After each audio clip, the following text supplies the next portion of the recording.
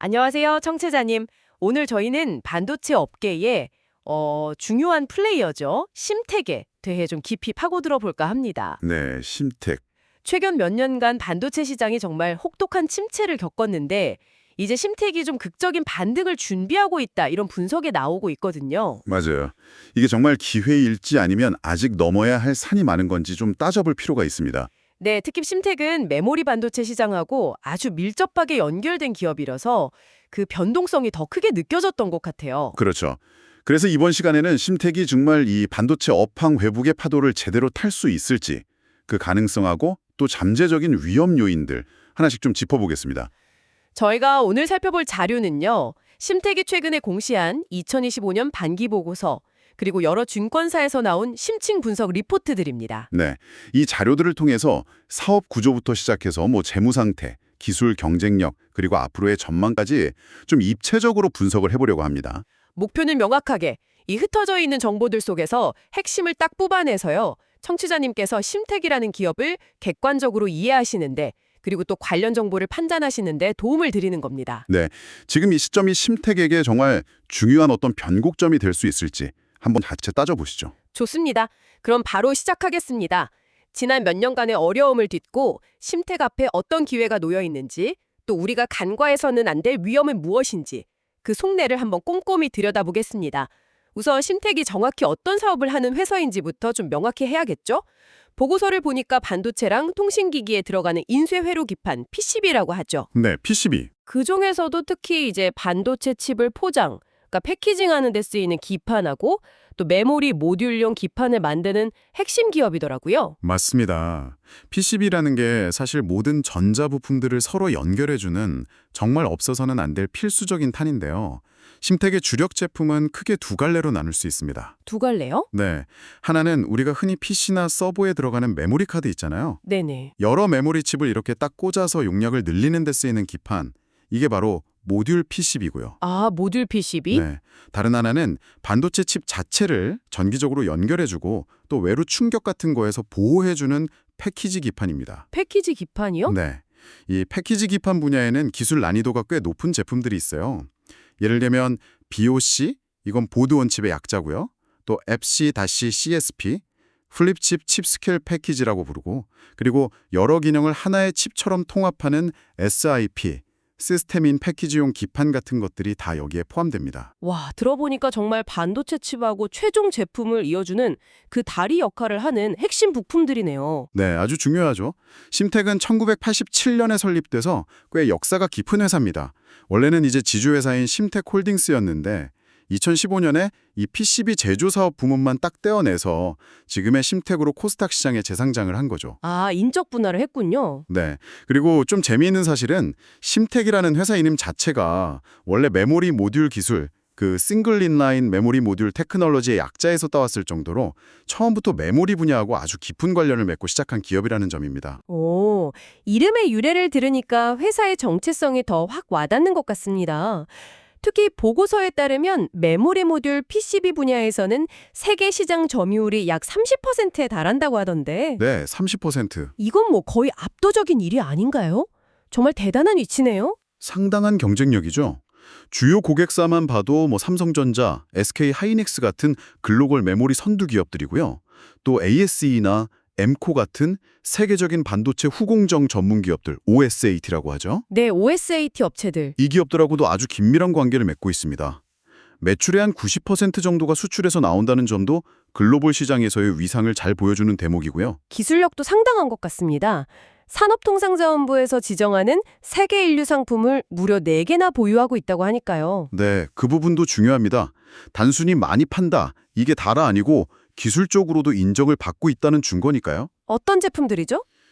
메모리 모듈 PCB는 당연하고 BOC 기판, 또 ETS라고 패턴 매립형 기판, 그리고 고성능 그래픽카드 같은 데 쓰이는 GDDR 기판까지 이게 다 심택의 기술력을 보여주는 대표적인 제품들입니다. 그렇군요. 생산기지도 한국 청주 본사 외에 중국, 일본에도 운영하고 있고요.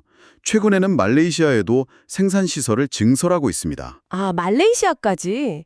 글로벌 생산 네트워크도 아주 탄탄하게 구축하고 있군요. 그렇죠.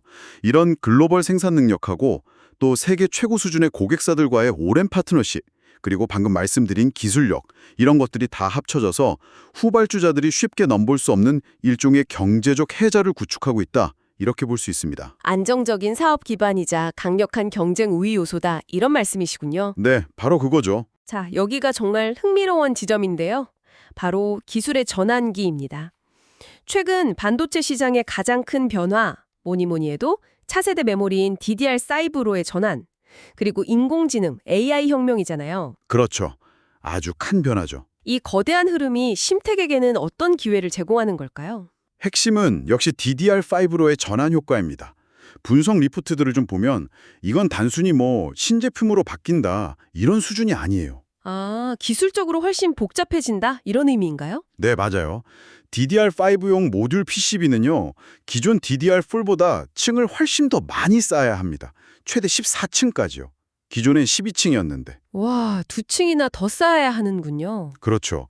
그리고 회로 선폭이라고 하죠. 그 패턴도 훨씬 더 가늘고 정밀하게 그려야 하거든요. 그러니까 기술 난이도가 확 올라가는 거죠. 그럼 당연히 가격도 오르겠네요. 네, 당연히 오릅니다. 제품 가격, 그 평균 판매 단가 ASP라고 하잖아요. 그게 DDR4 대비해서 한 20%에서 30% 정도는 더 높게 형성이 됩니다. 기술 난이도 상승이 가격 상승으로 바로 이어지는 거군요. 그렇다면 메모리 모듈 PCB 시장 1위인 심택이 이 가격 상승 효과를 가장 크게 누릴 수 있다. 이렇게 봐도 될까요? 경쟁사들보다 뭐가 더 유리한 건가요? 정확한 지적이십니다. 시장 점유율이 가장 높기 때문에 같은 가격 상승이라도 심택이 누리는 이익 증가 효과가 가장 클 수밖에 없는 거죠. 아하. 이런 기술 전환기에는 보통 선두주자가 더 격차를 벌리는 효과가 나타나거든요. 특히 고성능 컴퓨팅이나 서버 시장에서 이 DDR5 채택이 생각보다 빠르게 늘어나고 있다는 점, 이게 심택에게는 매우 긍정적인 신호입니다. 실적 개선에 아주 강력한 엔진이 될 수 있는 부분이죠. AI 혁명하고는 또 어떤 연결고리가 있을까요? AI 연산에는 엄청난 데이터 처리가 필요하고 그러려면 고성능 반도체랑 기판이 꼭 필요하다고 들었거든요. 네, 맞습니다. AI는 고성능, 그리고 고대역폭 메모리를 대량으로 필요로 하죠.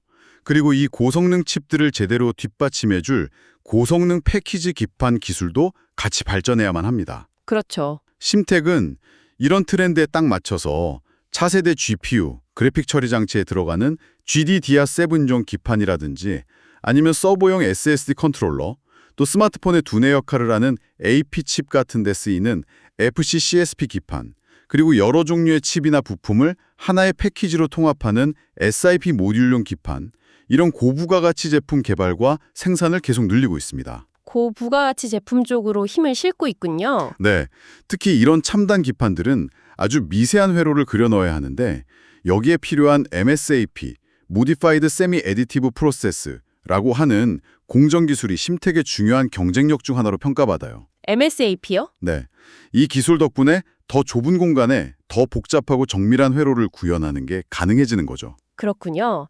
그럼 DDR5 전환하고 AI 확산이 각각 별개의 기회가 아니라 서로 이렇게 맞물려서 돌아가는 그런 구조인가요? 바로 그 점이 중요합니다. DDR5랑 AI는 분리해서 볼 수가 없어요. 아, 왜 그렇죠? 왜냐하면 AI 서버는 방대한 데이터를 초고속으로 처리해야 되잖아요. 그러려면 대용량, 고대역폭 메모리가 필수적인데 그게 바로 DDR5나 HBM 같은 메모리들이거든요. 네네. 특히 DDR5용 수요가 늘어나는 동시에 또 다른 성장 동력인 고성능 패키지 기판, 예를 들어 GPU용 GDDR 기판 같은 것들, 이 수요까지 함께 폭발적으로 증가하는 겁니다. 아, 양쪽에서 다 수요가 늘어나는 거군요. 그렇죠. AI 인프라 투자 확대라는 이 하나의 거대한 파도가 심택에게는 그야말로 이중의 순풍으로 작용하는 셈입니다. 물량 기반의 주력 제품이랑 고마진의 성장 제품, 이 양쪽 모두에서 동시에 성장 기회를 잡는 거죠. 이중 순풍이라. 와, 정말 매력적인 기회 요인처럼 들립니다. 하지만 이런 기대감과는 좀 별개로 지난 몇 년간 심택의 재무 상황은 정말 롤러코스터였잖아요. 네, 맞아요. 분석 리포트를 보니까 2022년에는 매출이 약 1조 7천억 원, 영업이익이 3,524억 원. 이걸로 창사 이래 최대 실적을 기록하면서 거의 잔치를 벌였죠. 네, 2022년은 정말 기록적인 한 해였습니다. 그런데 바로 그 다음에 이어진 메모리 시장의 극심한 불황 때문에 2023년에는 매출이 약 1조 41억 원으로 거의 40% 가까이 확 줄었고요. 40%나요? 와. 네, 그리고 영업이익은 무려 881억 원의 적자를 기록했습니다. 불과 1년 만에 천당과 지옥을 오간 셈이죠. 정말 극단적이네요. 이게 바로 반도체 산업 특유의 높은 경기 민감도를 보여주는 동시에 심텍이라는 기업이 가진 높은 영업 레버리지 효과를 아주 여실히 드러내는 사례라고 할 수 있습니다. 영업 레버리지 효과요? 그게 구체적으로 어떤 의미인가요? 좀 더 설명해 주실 수 있을까요? 네, 영업 레버리지가 높다는 건 쉽게 말해서 매출이 변동할 때 이익이 그보다 더 큰 폭으로 움직인다는 뜻입니다. 아, 매출 변화보다 이익 변화 폭이 더 크다. 그렇죠. 심텍처럼 대규모 생산 설비를 갖춘 제조업체는 공장을 돌리는데 드는 고정비, 예를 들면 감가삼각비나 인건비 같은 비용의 비중이 꽤 크거든요. 네네.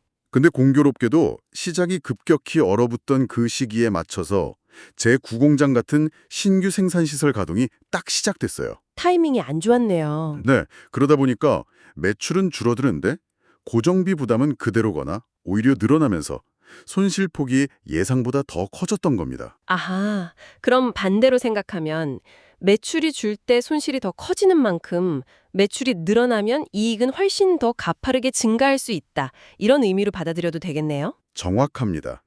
그래서 회복기에 더 큰 폭의 실적 개선을 기대할 수 있다는 거죠. 실제로 최근 공시된 반기 보고서를 보니까 2025년 2분기에는 55억 원의 영업이익을 기록하면서 6분기 만에 드디어 흑자 전환에 성공했더라고요. 네, 맞아요. 드디어 회복의 첫 발을 내디뎠다. 이런 긍정적인 신호로 읽힙니다. 네, 2분기 흑자 전환은 상당히 중요한 터닝 포인트가 될 수 있습니다. 시장의 우려를 일부 해소하고 또 회복 기대감을 높이는 계기가 되었죠. 애널리스트들은 이런 추세가 계속 이어져서 2025년 연간으로는 약 329억 원 정도, 그리고 시장 상황이 좀 더 개선될 것으로 보이는 2026년에는 1,200억 원이 훌쩍 넘는 1,236억 원까지 영업이익이 급증할 수 있다. 이렇게 전망하고 있습니다. 와, 300억대에서 1200억대까지 정말 극적인 V자 반등 시나리오인데요. 이렇게 빠른 실적 회복이 가능하다고 보는 주된 근거는 역시 아까 말씀하신 높은 영업 레버리지 때문이겠군요. 그게 가장 큰 이유라고 봐야죠. 시장이 회복되면서 매출이 증가하고 또 공장 가동률이 손익분기점을 넘어서면 지금 2분기 가동률이 70% 중반 정도였는데 앞으로 80% 이상으로 상승할 것으로 예상되거든요. 네. 그렇게 되면 늘어나는 매출 대부분이 이익 증가로 거의 직결되는 구조입니다. 여기에 더해서 아까 얘기했던 기술 난이도가 높은 DDR5로의 전환에 따른 평균 판매 단가, ASP 상승 효과하고 또 AI 관련 고마진 패키지 기판 제품의 비중 확대, 이런 것들이 맞물리면 이익 개선 속도는 생각보다 더 빨라질 수도 있습니다. 그렇군요. 그런데 재무 건전성을 좀 어떤가요? 지난 몇 년간 투자를 꽤 공격적으로 진행한 것 같은데 부채 부담이 좀 커졌을 것 같다는 생각도 들거든요. 네, 그 부분도 봐야죠. 재무 상태표를 보면 확실히 생산 능력 확대를 위한 투자 결과로 자산하고 부채가 같이 늘어난 것을 확인할 수 있습니다. 2025년 6월 말 기준으로 보면 자산 총계가 약 1조 5천억 원, 부채 총계가 약 1조 1천억 원, 자본 총계는 약 4,365억 원 수준입니다. 부채가 자본보다 훨씬 많네요. 네, 부채 비율이 다소 높아진 건 사실입니다. 하지만 앞으로 이익이 개선될 거라는 전망을 고려하면 아직은 관리 가능한 범위 내에 있다, 이런 평가가 많습니다. 다만 정말 중요한 건 현금 흐름이에요. 현금 흐름이요? 네. 2023년에는 영업 활동을 통해서 오히려 현금이 밖으로 나가는 마이너스 930억 원 상황이었거든요. 이 영업활동 현금 흐름이 안정적인 플러스로 전환되고 그 규모가 꾸준히 커지는지를 확인하는 것. 이게 회복의 지속성을 판단하는 아주 핵심적인 지표가 될 겁니다. 알겠습니다. 영업활동 현금 흐름을 주목해야겠군요. 물론 심택에게 기회만 있는 건 아니겠죠. 경쟁 환경은 어떻습니까? 국내외에 만만치 않은 경쟁사들이 있을 텐데요. 맞습니다. 기판 산업도 기술 경쟁이나 가격 경쟁이 매우 치열한 분야입니다. 국내에서는 대덕전자, 코리아 서키트 같은 회사들이 대표적인 경쟁사로 꼽히고요. 네, 익숙한 이름들이네요. 해외로 눈을 돌리면 일본의 이비덴이나 신코 같은 글로벌 강자들이 버티고 있습니다. 분석 리포트들을 종합해보면 각 회사마다 주력하는 분야나 기술에 조금씩 차이가 있어요. 아, 어떤 차이점들이 있나요? 심텍은 앞서 계속 말씀드렸던 것처럼 메모리 모듈 PCB하고 관련 패키지 기판에 확실한 강점을 가지고 있잖아요. 그래서 메모리 반도체 시장이 회복될 때 가장 직접적이고 큰 수혜를 볼 것으로 기대되는 기업이고요. 네. 반면에 대덕전자는 비메모리 반도체, 특히 서버 CPU나 AI 가속기 칩에 주로 쓰이는 고성능 FCBGA 기판 시장에 집중 투자를 하면서 기술력을 키우고 있고요. 코리아 서키트는 전통적으로 스마트폰 같은 모바일 기기용 기판 사업에 강점을 보여왔습니다. 아, 주력 분야가 다르군요. 네. 따라서 청취자님께서 반도체 시장 내에서도 어떤 분야의 성장에 더 주목하시느냐에 따라서 투자 선호도가 좀 달라질 수 있겠죠. 그렇군요. 각자의 강점과 주력 시장이 다르네요. 자, 그렇다면 심텍을 눈여겨볼 때 청취자님께서 특별히 유의해야 할 리스크 요인들은 뭐가 있을까요? 장밋빛 전망 이면에 혹시 숨겨진 함정은 없을까요? 당연히 리스크 요인들도 꼼꼼히 살펴봐야 합니다. 가장 근본적이고 어떻게 보면 가장 큰 리스크는 역시 메모리 시장의 극심한 변동성입니다. 아, 역시 그게 문제군요. 네, 심텍의 매출과 이익은 메모리 반도체 경기에 따라서 크게 좌우될 수밖에 없는 구조거든요. 만약에 글로벌 경기 침체가 온다거나 예상치 못한 공급망 이슈 같은 게 터져서 메모리 시장 회복이 지연되거나 아니면 주요 고객사들의 재고 조정이 다시 길어진다. 이러면 심텍의 실적 개선 속도도 당연히 더뎌질 수밖에 없습니다. 이게 심텍이 안고 있는 가장 본질적인 위험이라고 할 수 있죠. 기술 변화에 대한 위험 부담도 있지 않을까요? 워낙 빠르게 변하는 산업이니까요. 네, 맞아요. 기술 경쟁 심화 및 노후화 위험도 항상 염두에 둬야 합니다. 예를 들어서 최근에 업계에서 차세대 기판 기술로 거론되는 글라스 기판 같은 거 있잖아요. 네, 들어봤습니다. 이런 완전히 새로운 기술이 만약에 미래의 대세가 되었을 때 심텍이 이런 패러다임 전환에 제대로 대응하지 못한다면 장기적인 경쟁 우위를 잃을 수도 있는 거죠. 물론 아직은 상용화까지 시간이 좀 필요한 기술이지만 이런 기술 변화의 방향성은 계속 주시해야 할 부분입니다. 그렇군요. 그 외에 또 어떤 점들을 좀 고려해야 할까요? 앞서 잠깐 언급했던 경쟁사들과의 경쟁 심화는 계속 될 거고요. 또 미중 기술 패권 경쟁 같은 지정학적 리스크, 이게 글로벌 공급망이나 특정 고객사와의 관계에 영향을 미칠 수도 있고요. 네, 이것도 중요하죠. 또한 기판 제조에 꼭 필요한 구리 같은 원자재 가격 변동성, 이것도 원가 부담으로 작용할 수 있고 수출 비중이 워낙 높기 때문에 약 90%, 환율 변동 리스크에도 상당히 민감합니다. 아, 환율도 있군요. 네. 그리고 최근에 설비 투자 자금 같은 걸 조달하기 위해서 전환사채, CB하고 신주 인수권부 사채, BW를 발행했거든요. 네, 공시 받습니다. 이게 향후에 주식으로 전환될 수가 있어서 기존 주주들의 지분 가치가 희석될 수 있다는 점, 즉 주식 수가 늘어날 수 있다는 가능성이 있고요. 또 금리 상승에 따른 이자 비용 증가 리스크 또 고려해야 합니다. 반기 보고서에도 이런 신용 위험, 유동성 위험, 시장 위험, 환율, 이자율, 관리에 대한 내용이 명시되어 있고요. 재무 관련 리스크도 꽤 있네요. 네, 과거에 파생상품 거래에서 좀 예상치 못한 손실을 기록했던 경험도 있는 만큼 이런 재무적인 변동 가능성도 좀 열어두고 봐야 합니다. 네, 오늘 심텍에 대해 정말 다각도로 깊이 파헤쳐봤습니다.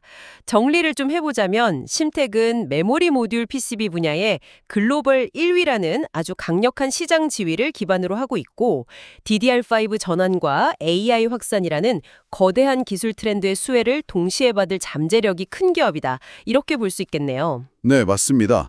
특히 그 높은 영업 레버리지 구조는 시장이 회복 국면에 진입했을 때 아주 극적인 이익 턴어라운드를 가능하게 할 수 있다. 이런 기대감을 갖게 하죠. 하지만 동시에 여전히 메모리 산업의 높은 변동성이라는 본질적인 리스크를 안고 있고 또 국내외 강력한 경쟁자들과의 치열한 경쟁, 빠른 기술 변화에 대한 대응 같은 넘어야 할 과제들도 분명히 존재하고요. 그렇죠. 투자 관점에서 보면 심텍은 특정 반도체 칩을 만드는 회사에 직접 투자하는 대신에 반도체 산업 전반의 성장에 이렇게 올라타는 소위 곡괭이와 삽 같은 성격의 투자처로 볼 수도 있습니다. 아, 곡괭이와 삽비유 좋네요. 어떤 회사의 칩이 잘 팔리든 기판은 꼭 필요하니까요. 네, 바로 그거죠. 분석 리포트들에서는 현재 주가 수준이 곧 다가올 이익 회복 가능성을 아직 충분히 반영하지 못한 약간 저평가 상태일 수 있다. 이렇게 분석하면서 주로 기업의 순자산 가치 대비 주가 수준을 나타내는 주가 순자산 비율, PBR을 기준으로 목표 주가를 제시하는 경향이 좀 있습니다. 과연 심택의 V자 회복 스토리는 시장의 기대대로 펼쳐질 수 있을까요? 아니면 우리가 미처 예상하지 못한 리스크 요인이 발목을 잡게 될까요? 글쎄요. 그게 참 궁금한 부분이죠. 오늘 저희가 나눈 이야기들을 바탕으로 청취자님께서도 이 흥미로운 기업의 미래에 대해 한번 전망해 보시는 것은 어떨까 싶습니다. 네, 오늘 저희가 심택에 대해 준비한 내용은 여기까지입니다. 다음번에도 청취자님께 유익한 정보와 깊이 있는 분석으로 찾아뵙겠습니다. 경청해 주셔서 감사합니다.